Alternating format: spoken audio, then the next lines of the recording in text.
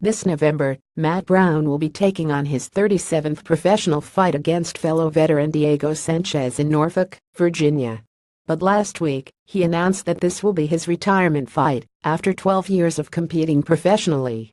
The Immortal never really gave any concrete reason for his decision to finally walk away from the sport until Monday, when he spoke to Ariel Helwani on the MMA Hour. According to him, the realizations first kicked in right before his UFC 206 fight against Donald Cerrone last December, where he lost via third-round head kick knockout.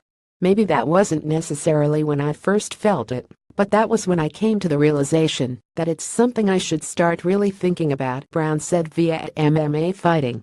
Because when I was sitting in the locker room, it literally crossed my mind to not even walk out. I thought about just walking outside, getting an Uber, going back to the hotel, and just being done with it. It wasn't out of fear, it wasn't out of nerves, it was just no excitement. I was kind of tired, a little bored. And just like, man, I don't know if I feel like doing this right now. I got knocked out for the first time in my life in my last fight, Brown added.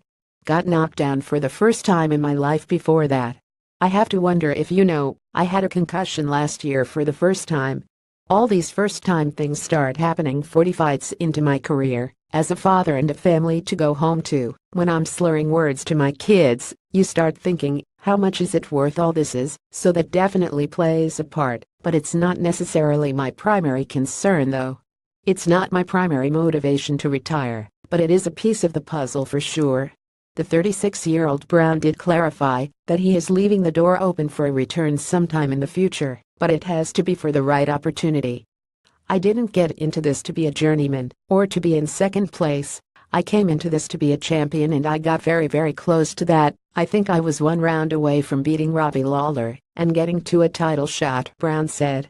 Being that I got that close, right now, I don't feel like I have that hunger inside my heart that's going to get me back to that point, and that's not to say I won't ever come back one day. I don't plan on pulling out of the USADA testing pool, and I don't plan on canceling my UFC contract, because I'd like to keep that just in case there. But I'm not going to come back unless I plan on making a run for the title. UFC Norfolk will take place on November 11th. And will be headlined by a lightweight fight between Dustin Poirier and former champion Anthony Pettis.